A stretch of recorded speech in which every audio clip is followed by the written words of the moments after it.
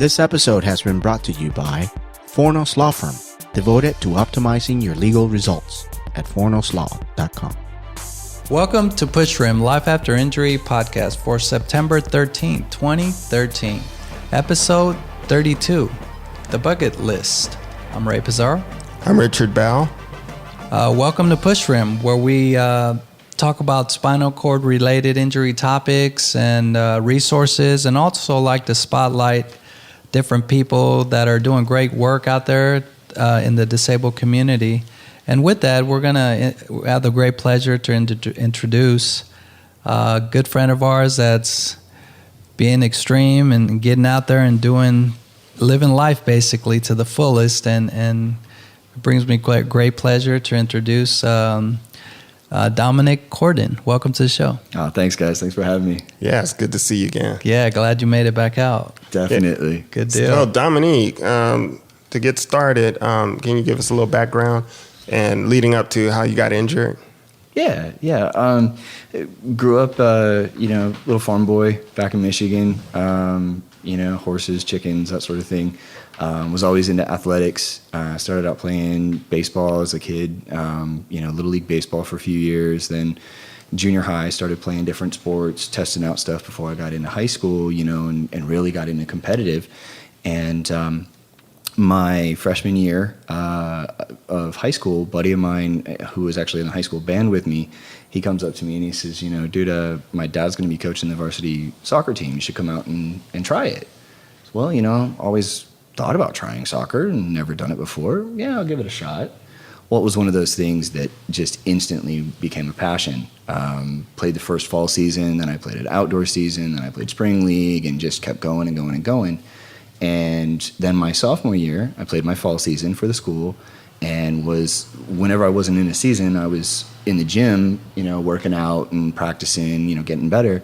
And in between the fall season and the the indoor soccer season, was in the gym at my school, and I had just turned 16, had a car, and I was a Friday afternoon, and I said, I called up my mom and I said, hey, school's done. I want to get a lift session in because tomorrow's the Christmas dance. There's no way that I'm going to be able to get, a lift in tomorrow, with everything I got to do. Is it okay if I just lift today? My mom says, yeah, not a problem. Just make sure you watch the roads. They're super icy. So, okay, yeah, no big deal. Did my training session, hopped in my car, literally I live like 5 miles outside of town. So, I didn't even change my clothes. Like I'm still in my gym clothes, I just threw my varsity jacket on and headed out. And got about, a couple miles outside of town, and I lost control on an icy curve and ended up going off the road, and I hit the snow furrow along the side of the road in the ditch. And then for people in California, they might not know what a snow furrow is, but it's where the snowplow kind of builds up snow on the sides of the road in the ditch. And when my car hit it, it actually flipped my car up on its side, and I flew about 18 feet into a tree. And so I hit a tree with the roof of my car, and the car spun on the tree and landed back on its wheels. And when the car impacted the tree, the roof came down and actually hit me in the back, and it shattered T5 and T6 between my shoulder blades. So pinned in the car, the whole car itself, it was pretty much folded in half. A guy was actually getting his bow out of the back of his truck, oddly enough, across the street, and he heard the impact. So he comes running over, sees me, I'm awake right away, and so he calls for the paramedics. They're there right away. They had to cut the roof of the car, like around the windshield, and peel the roof back and pull me out over the hood of the car. The jaws of life were the ones we had there. The hydraulics were frozen. It was so cold. Oh my So God. they called the neighboring town. The neighboring town said, ours are in use. Sorry, we can't, loan you them. We can't save your life today. Yeah, sorry, you're on your own. But they were able to actually, as part of it, my dad was actually driving home from work, and he happened upon the accident. And he stopped. He realized that it was my car, And so he stopped and said, what are we doing? This is my son. How can I help? Mm-hmm. And they said, well, we haven't gotten him out yet because, we can't get him out. The hydraulics are screwed up, all this sort of stuff. And he goes, well, I'm a general contractor. He goes, I carry all my tools in my truck. He goes, I got a Sawzall in the back. Let's cut this roof and go. Mm-hmm. And the paramedics said, that's what our next, attempt is going to be. But we just wanted to make sure there was no gas leaks or anything like that. Mm. So once they went over the car and everything was cool, that's what they ended up doing is just cut the roof, peel it back like a banana, and get me out. Wow. Scary. I was rushed to an emergency room there locally. They did the X-rays, found out I had the crushed vertebrae and the spinal cord damage, and they said, we're too small, we're not equipped to deal with spinal cord injuries. Oh, so no. They then sent me to another hospital like 45 minutes away, and they were able to do the reparations on my spine and basically put me back together. And then I did my rehab at a hospital up there called Mary Freebed, which at the time they were like number 2 in spinal cord rehab behind Craig Hospital. Nice. Oh, wow. So total luck of the draw. Mm-hmm. I get, close to my hometown mm-hmm. is a great spinal cord hospital. So and you never knew that before either, huh? No idea. Yeah. No idea. Didn't even know the building, even existed. Right. So I did my rehab there. How long was your rehab? I did 5 days in the ICU unit. And I had, oddly enough, I had no other injuries, no internal injuries, no broken bones, no bruises, no scrapes, no nothing other than 2 crushed vertebrae. And by anyone who looks at the car, they're like, I'm amazed somebody even lived from that accident, let alone, had as minimal damage, relatively as I did. Mm-hmm. My healing was actually, a lot faster than what it could have been. Right. And also being 16 years old, being, in top physical right. shape, those all aided to it. And so I was actually like I said, I was in the ICU for 5 days, and then I did 6 weeks at the rehab hospital, and I got out on a Thursday afternoon, Friday morning, went back to school. Oh, wow. Good deal. Yeah, that is the fastest adjustment I've heard. It was pretty quick. Yeah, definitely. it was fast. So you were able to finish high school and. Yeah. Actually, because of the timing, because the accident was right around Christmas, mm-hmm. My my school went on 3-4 weeks worth of break, mm-hmm. Over Christmas and New Year's. So when I was not able to attend school, nobody was there anyway. Mm-hmm. So I didn't end up missing a lot of days. Mm-hmm. And my teachers, they thought it was a joke to send up homework to add, to everything else that I was already doing. So I was able to sort of keep, on track with things. So when I was done with rehab and I went back to school, I could, catch up real quickly. I was able to catch that stride with the rest of my friends, mm-hmm. and, finish high school like I had planned on time with all my friends, get to graduate and walk with them, mm-hmm. So to speak. Right. And still be able to continue that. I know a lot of people that have gotten injured, in high school, they end up, they have really long hospital stays. They end up being held back or, have a lot of problems. So I was super fortunate in that. Yeah, that's great.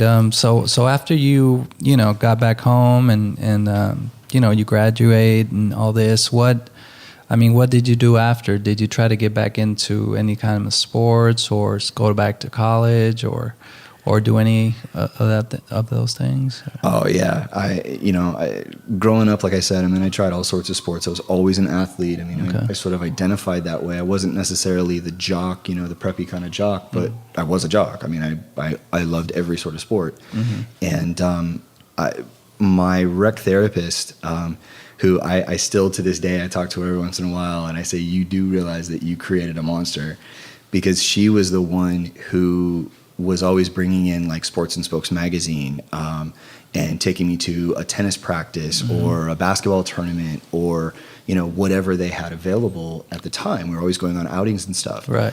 And so with her help, I was able to see that stuff was available. Mm-hmm. That sports were still out there, that it was still possible for me. And then I also had a couple guys come in as mentors. which was a really crazy situation. Two brothers that were a year apart in age, they were like early 20s, and they had been in both brothers were injured in a motorcycle accident. They were riding the same motorcycle, one driver, one passenger. What? The motorcycle T-bones a car. Both guys are ejected up over the car. They land. They break their backs at the same spot. It's the craziest thing. Dude, that is nuts. That is crazy. Two brothers, like I said, close in age, just an amazing story. Well, both of them had come in and, in a mentoring sort of situation, and one was pre-med at Michigan State, one was pre-law. And so I thought, life is still possible, because here I am, I'm laying in a hospital bed as a soccer player going, I can't feel my legs. I'm done. This is it for me. You might as well check me into the nursing home now. And so just, getting that little tidbit, that gave me the spark. And, I spent probably about 2 weeks, 3 weeks in the hospital. Everybody would come in and they're like, oh, everything happens for a reason.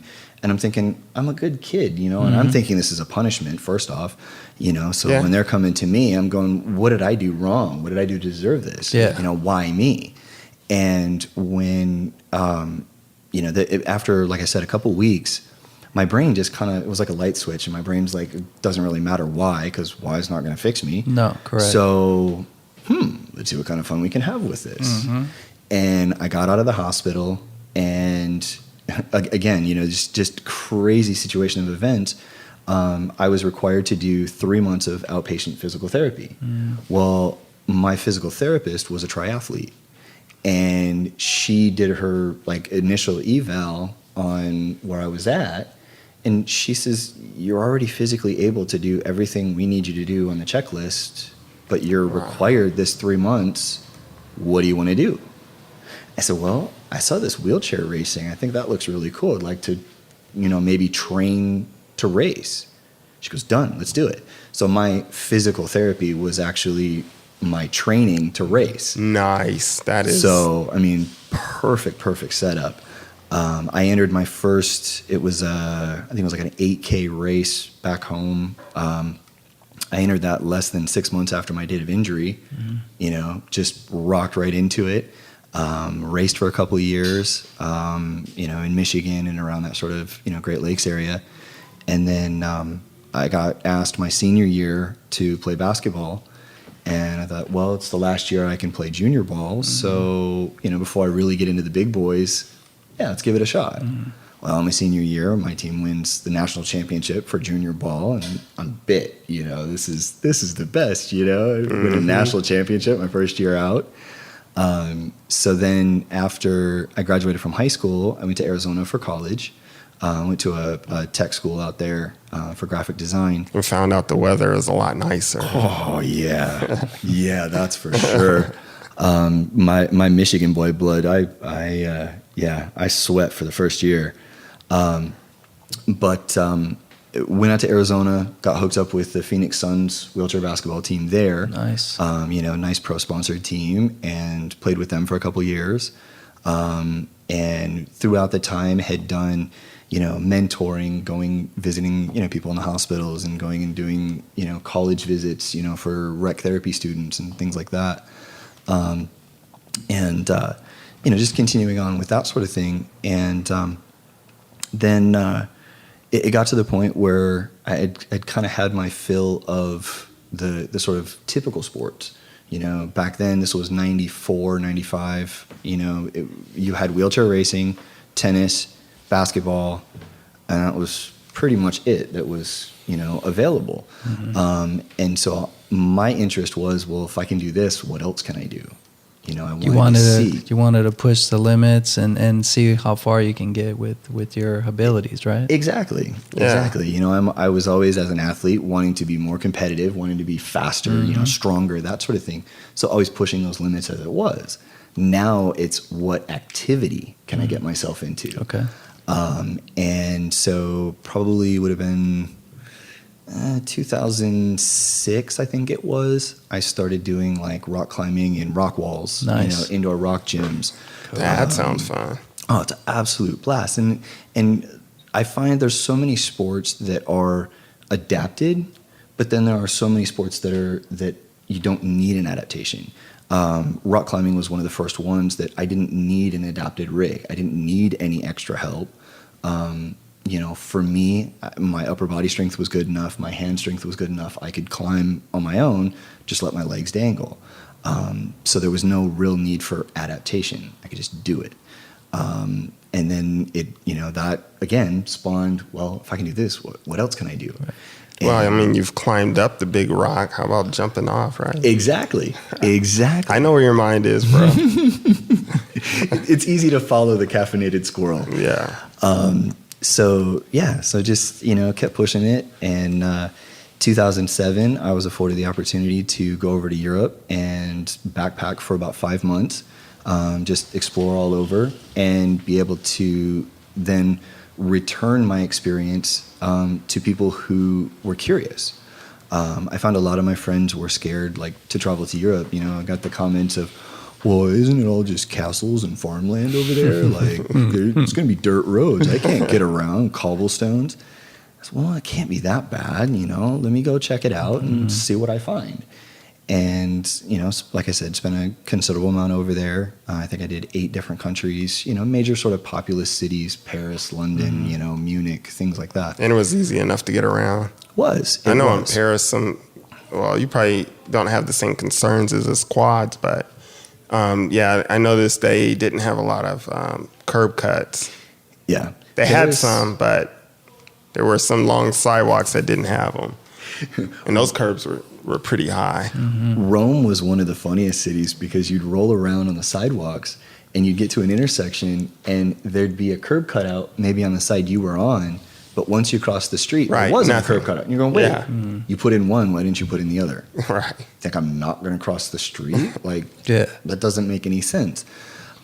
So with that travel, I found what was accessible, what wasn't, but I was immersed enough to learn tricks, and learn different ways to get around some of the barriers that did exist. And would you agree that you looked at that as every little thing that you came across that was difficult as a challenge? You kind of challenge yourself. You saw the curb and you said, you know what?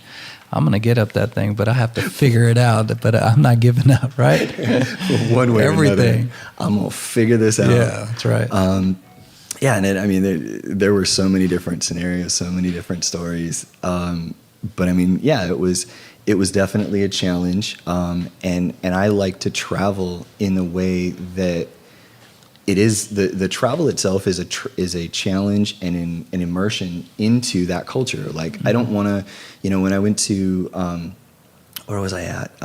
When we were at Munich, they have Hard Rock cafes and sort of Americanized chains. Don't eat there, dude. Yeah, and I'm like, no, I don't.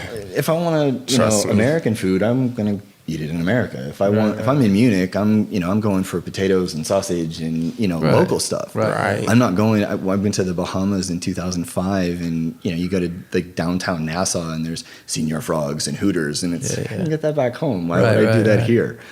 And it's not the same as here. Exactly. Yeah. Exactly.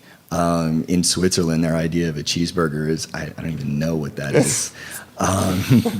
But and so it again, the challenge was there, and it gave me something to challenge myself physically, to challenge myself mentally.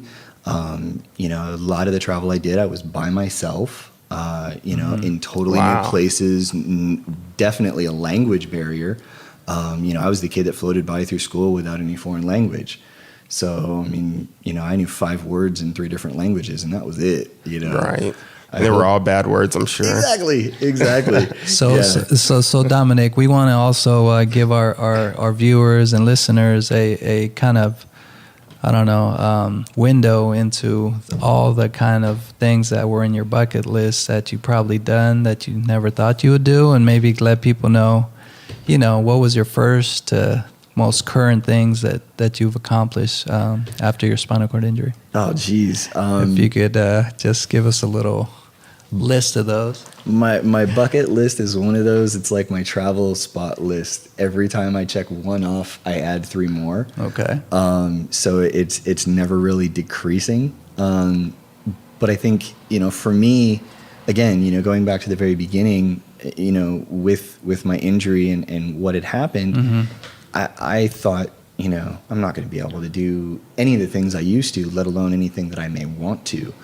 And I found, quite to the contrary, there was pretty much anything I could do. Everything I tried, from like I said, the rock climbing. I went with the dive pirates to the Cayman Islands and went scuba diving. We went 8 days and just dove our butts off. I've been skydiving now 3 times with a tandem master, looking to go solo with that. Kayaking and snow skiing and water skiing, and even got into motorsports. I found, different hand controls for race cars and go-karts and dirt bikes and motorcycles, any of that sort of thing. Luckily, I think my injury happened at a time where technology was really starting to advance, and more people were injured, more and more people wanted to go do stuff. So the adaptations were there to try stuff. And if it wasn't, it was, I took it upon myself to go, all right, let's figure this out. Even started doing some fabrication myself, building different stuff. Good. Doing whatever I could. And in the essence of playing myself and enjoying life and doing all these things that were on my bucket list, I was able to turn around and then parlay that information to other people. Exactly. Yes. And go, yes, it is possible. It's possible. You can do this. This is what I've learned. Tips, tricks. This is what equipment I've learned. Great. And sort of played on an even playing field. I'm headed to China. I was just about to ask you about that. This is what you have coming up, right? Exactly. The first week of October, I leave for China, and I'll be there for 26 days. I was invited to come over to speak in front of some disability groups there, to share my experience and what I've learned and that sort of stuff. But it's a twofold trip, because I get to go and I get to play. I get to bring my bike over there, and I get to ride around China and Sweet. Go to the Great Wall and go to the Terracotta Warriors and see the touristy spots, do those things, do some trekking. I'm going to bring my off-road chair. So I'll be out there in the dirt, having fun and doing hikes, and I'm bringing my camp gear. So I'll probably do some overnighter trips, Yeah, make sure you document all that stuff, because it's going to be really, really nice to share that with our community and have people tap into the adventures of Domonic.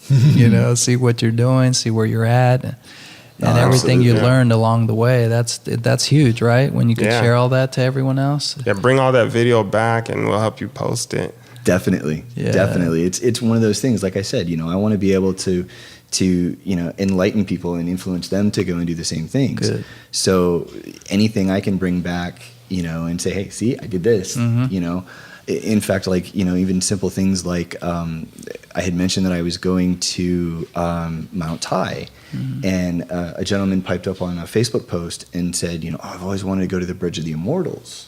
Never knew if it was even possible. And the guy who's facilitating it, Joshua, facilitating the whole trip and everything, he pipes in the wall post and says, it's right there. Let's go do it. So we added that into the trip, as a request. So we're going to go do that and, bring those sort of things back. That's pretty awesome. That's great. So as we wrap up here, I know the time goes really quick, and you were able to share a lot of great information about your story and all the great things you accomplished, the bucket list that we all have to a certain degree. And you want to share with our audience where maybe they could look you up, your website, and different places they could get in contact with you? Yeah, absolutely. I mean, standard Facebook pages. My website is extremeabilities.com. No crazy spelling, no hash marks or anything like EX, that. Yep, TREME. And and then so you can go to my website where all my stuff is. There's gear reviews and travel writing and all sorts of different things. Always adding more stuff to it. And then the typical Facebook pages, YouTube, that sort of stuff. Just type his name in and you'll see all the wonderful, crazy, inspiring things he does with his chair and without his chair, right? Sometimes without, yep. So good. Okay, well, man, I'm getting ready to start writing some stuff down myself after I heard all the things he's done. That's just breaking down all the barriers I have mentally, right? that we have to kind of, move forward with. So let's go bungee jumping. Let's do it. I'll let you do it first, bro, and let me know how it goes. But so Rich, as we close down, where can people check us out? Yeah, if you haven't been tuning in, all of our previous episodes are on our YouTube channel, which is Club Push Rim, one word. And do us a favor and subscribe. We're also on iTunes. If you don't want to view us, you can hear us on iTunes. So check us out there too. Cool. Yeah, and also definitely pushrim.com. That's where everything comes together, all the social gathering, and it's more tuned in and focused on spinal cord injury related topics, family and friends. So please go in there and check us out. If you want to shoot us an email, send us an email at info@pushrim.com. And, any questions you might have or suggestions, feel free to get in contact with us. Yeah, Ray just let me know that we have a Facebook page too. Oh, yes. So Push Rim Facebook page. Well, we're everywhere, actually. It's like, wow. Nice. Well, I'm glad you covered that part of it. But any social networks, Google+, we have our videos up. So feel free to connect with us. And with that, we leave you guys. Dominic, thanks once again for being with us, and we'll have you back and maybe see how your trip went and your adventures, if you will. I love that. That'd be good to keep our audience updated on that. Definitely. Cool. Thanks for coming in, bro. Oh, thanks for having me. And with that, we leave you guys till next time. Goodbye. See ya. Peace.